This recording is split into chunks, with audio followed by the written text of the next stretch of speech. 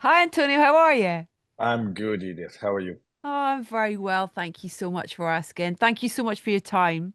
Of course, my pleasure.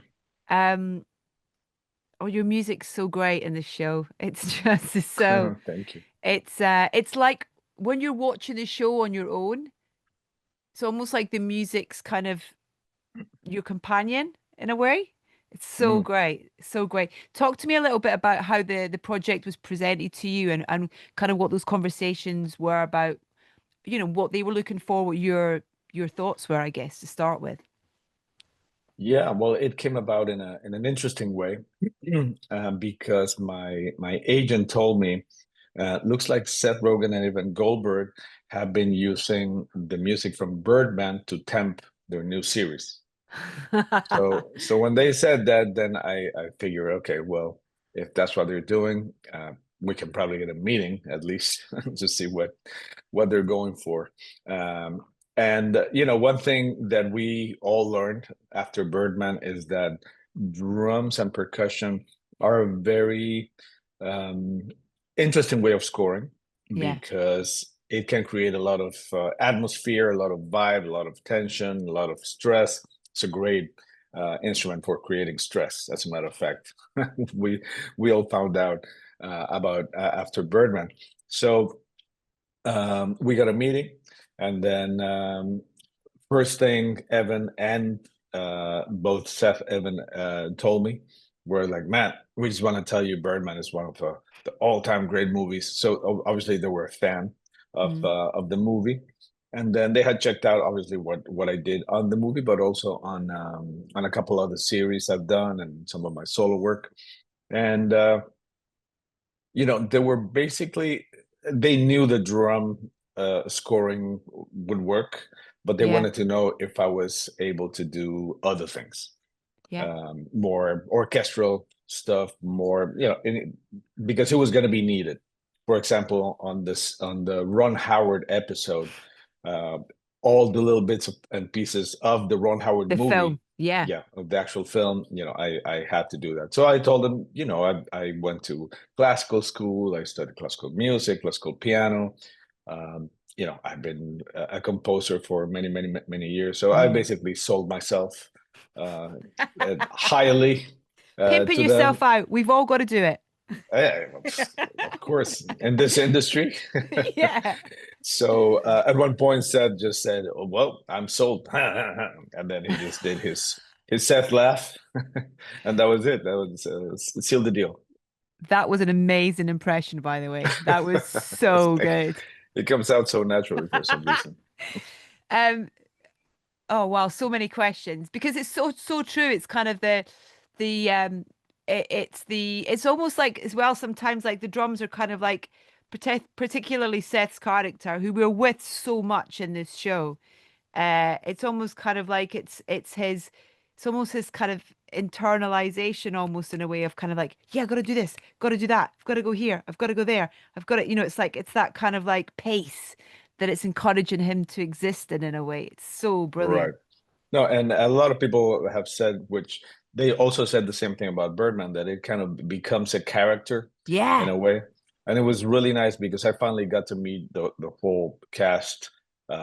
Just maybe what, like 2 or 3 weeks ago in LA. There was this huge event for the Emmys, and I went.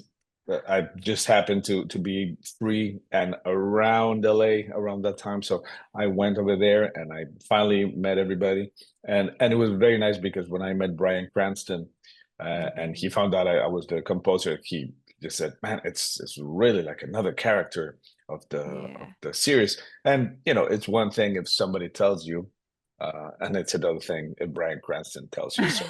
So that was that was really nice. What was the kind of reality though of how you wrote for the show? I mean, it very much feels like you're playing, in that similar vein to Birdman, that you're playing along live as you're watching it, as you're kind of, we get it, it has that energy to it that you're that it's that we've walked into like this incredible room where live drums are happening and we're kind of there and but what was the reality of kind of how you complemented the show and the characters in those scenes. Well, it's been 11 years since I did Birdman.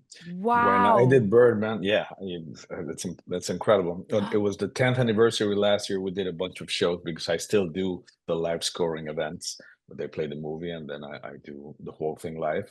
And the truth is that 11 years ago when I did that, I had no freaking idea of what I was doing.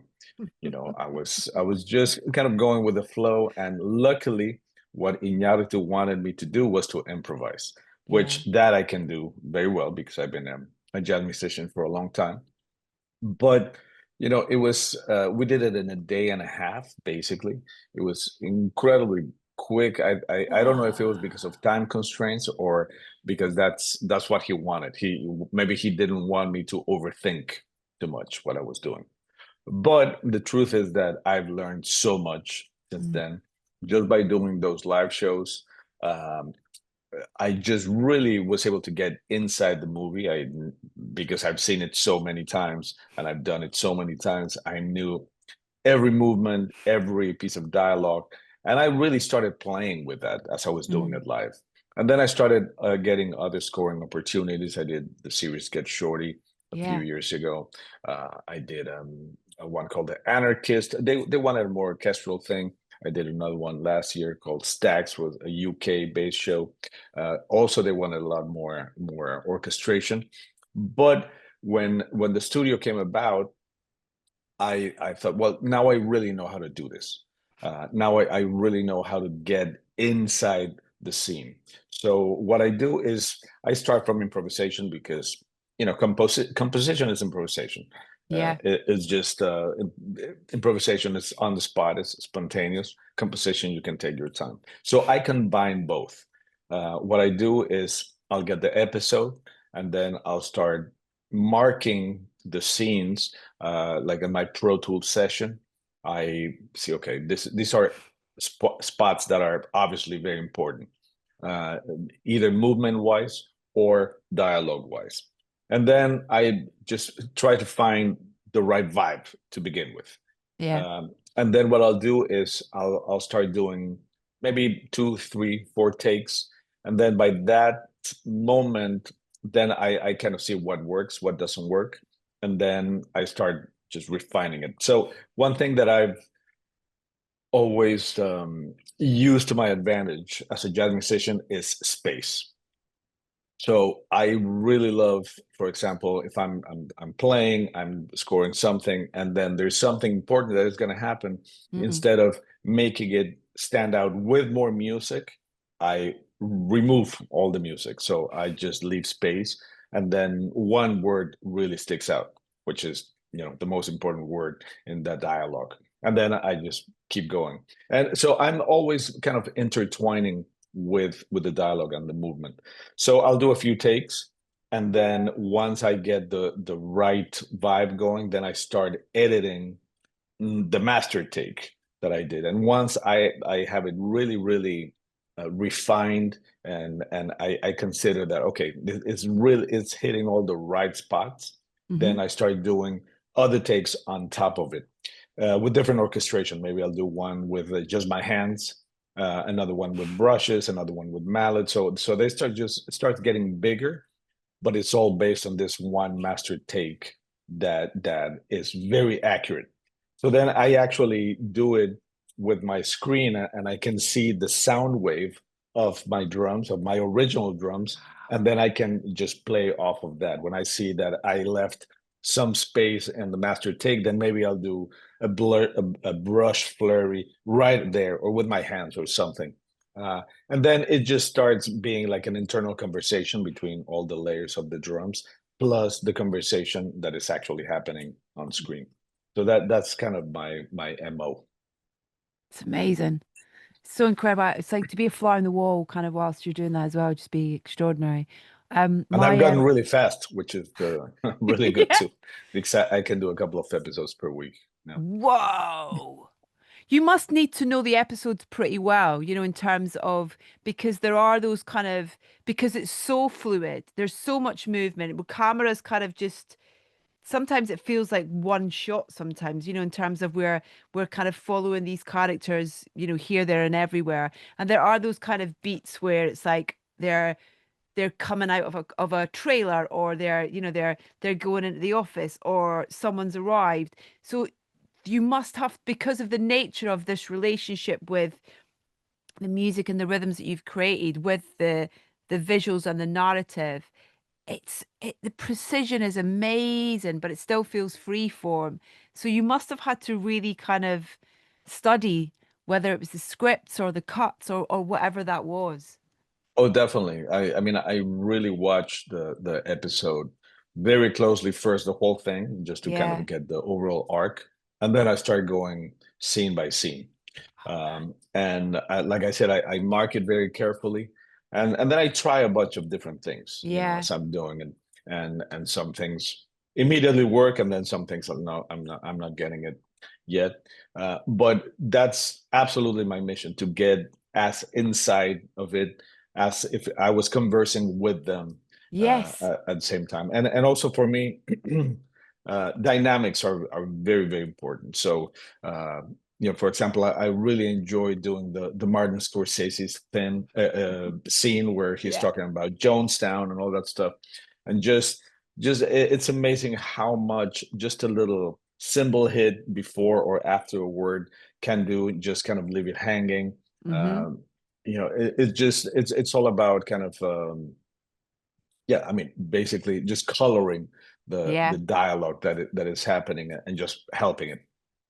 Do you have any other favorite episodes? Because I mean, that's the great thing I think about this show, is that it's got, each episode is, it could be almost like a standalone little kind of feature in a way.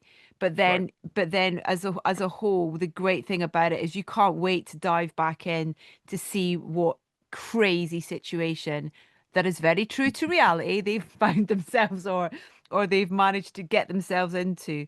Um, there are so, I mean, there are so many that I kind of really really thoroughly enjoyed. I mean, the war I thought was brilliant.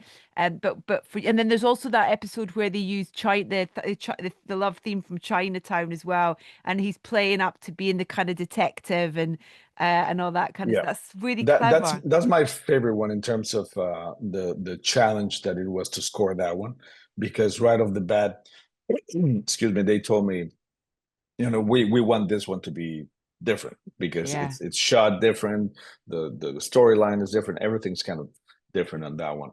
So Mm. we want a film noir Yeah. orchestration to it, and I was like, okay, well, that's great. So then they send me the episode. It had a lot of temp music from different composers, Jerry Goldsmith, for example, and Mm. and the orchestration was just gorgeous. And I was like, oh my God, that's very that's like, because it's different to do it with when you have a full orchestra available Yeah. to you, and months to prepare. But Yeah. this was like, okay, this has to be done quickly, and luckily I've gotten very, very fast at also orchestrating in a very realistic way without the need of an orchestra, because Mm. that's another thing. Like a TV show like this, most of the time, the music budget is decent, but it's not enough to hire like an orchestra. No? Yeah.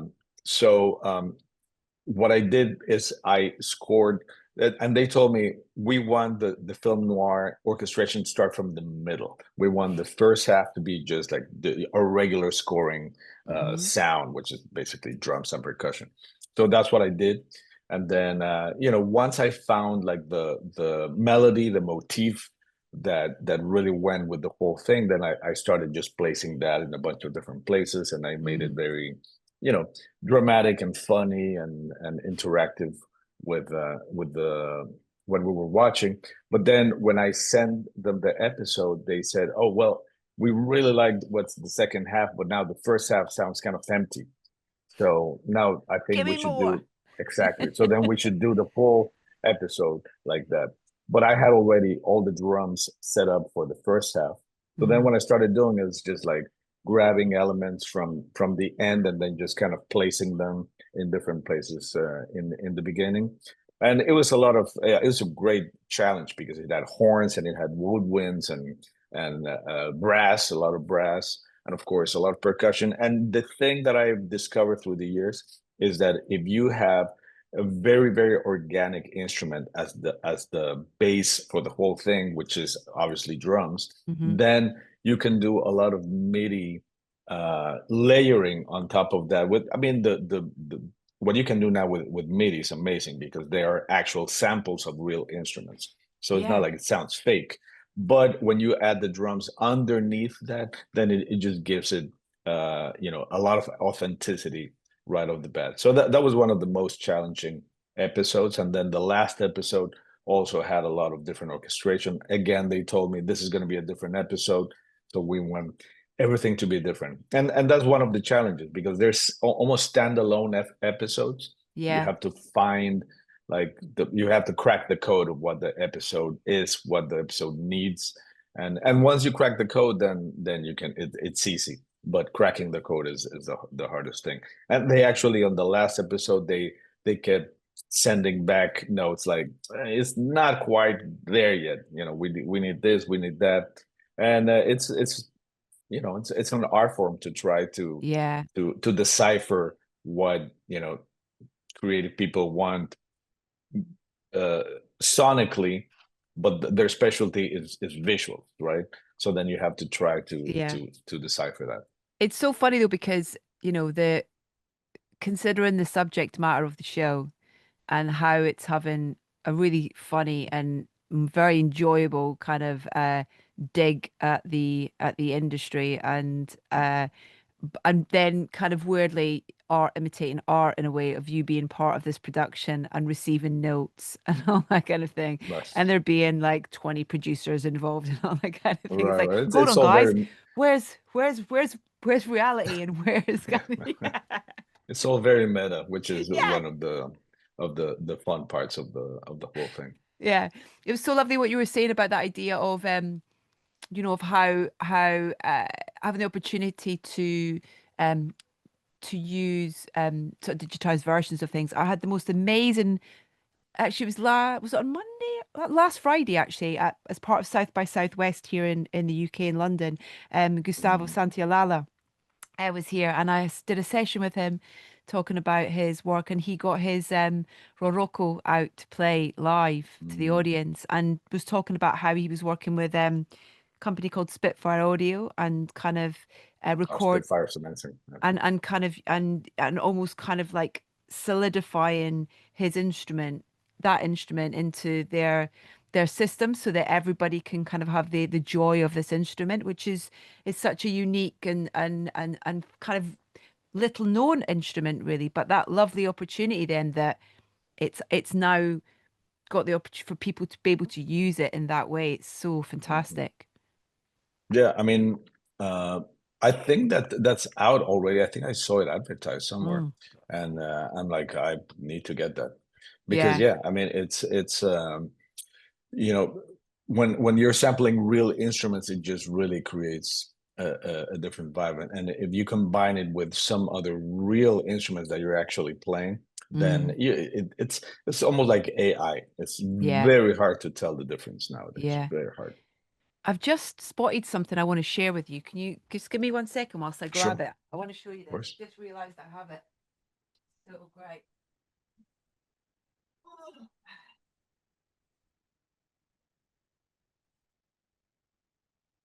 Hold on. Like what I found. Oh, It's the that's awesome. Birdman figurine Oh with man, I can't believe I don't have one of those. I send it to you. With with the authentic voice. Authentic voice. Yeah. How cool is that? I was like, oh my God. I was like, just it was That- staring me in the face with my little Uh, that's so my little funny. shelves up there as well. Um there's also something really lovely about celebrating drums as an instrument in composing because it's always very much part of the orchestra, part of the percussion, part of the bigger picture, but for drums to be really sort of such a character, and so sort of front and center is really really lovely because it's the energy that you get from it as well. I think I've my 12-year-old plays the drums, and I love listening to him explore and just feel you know, it's kind of extraordinary. And also it's the few instances where he's you know, holds back, where he's got to play with it. He played with a choir the other night, so he has to Mm, be so considered in his, you know, of how course. he plays, the level he plays, so that he's not being too loud, so that we can hear all these different voices and things as well. I think it's an under celebrated. Would you call it an instrument? Are drums an instrument, or are drums, what would you, I don't know, Oh, what, how, absolutely. Yeah, yeah. yeah, It's an I issue. didn't want to As a matter of, undersell them by just saying it's because there are so many variations of it, of drums, yeah. different types of drums, different ways to play, different, you know. And a drum set is not like a piano or a saxophone that it's just what it is. You know, Hmm. you cannot add things to the piano or to the saxophone. Maybe you can add effects or pedals or something, but you cannot add parts to it. Yeah. So a drum set is incredibly customizable. Like my drum set can be absolutely different from somebody else that plays, a drum set Yeah. as well, just by removing, adding things. The and it's so customizable, not only in the size of it, like the amount of parts you have, but also, Mm. what type of cymbals you're going to use, how many cymbals, if they're jazz cymbals, they're rock cymbals, what you hit it with. Obviously, it can be a brush, it can be a stick, it can be a mallet, it can be a rod, the type of drum heads you use, the tuning of it, because a piano should always be tuned as a piano. A drum set, you can tune it in a million different ways. um, and it's just such a personal, you can make it so personal, Mm. so my instrument always sounds like me, because I Yeah. have my way of tuning it, and I have my own setup, and I use three snare drums, who almost nobody uses. So it's just my own thing. But yeah, I think it's been severely underused, Yeah. and that's because sometimes I feel Hollywood is so narrow-minded in the way that, okay, we know this works, Yeah. and okay, orchestra. So orchestra for everything, so that's why when somebody else comes along, like Trent Reznor, for example, Mm. and he did, The Social Network, and all of a sudden it was a different way of scoring, Yeah. and then people go like, oh, that also works, and then it Totally. becomes a thing. And Yeah. now he's scoring, like, a million movies every year. And that was one of the really nice things when we met at the Golden Globes, when I did Birdman. He told me, you invented a new way of scoring that had never been done before. Yeah. And it's a very specific thing that maybe it's not going to work for everything, but I think what they discovered is that, it can create so much atmosphere, so much, without spelling out exactly what's going on, because it's Yeah. very easy for soundtracks to really kind of spoon feed you what is happening, Hmm. right? And then drums don't necessarily do that, because they don't have, major or minor tonality. They have other elements that an orchestra or a piano cannot replicate, but we're also limited by what the instrument can provide and what it can't. Yeah. But it can create so much without telling you, okay, this is supposed to be a sad scene and this is a happy scene.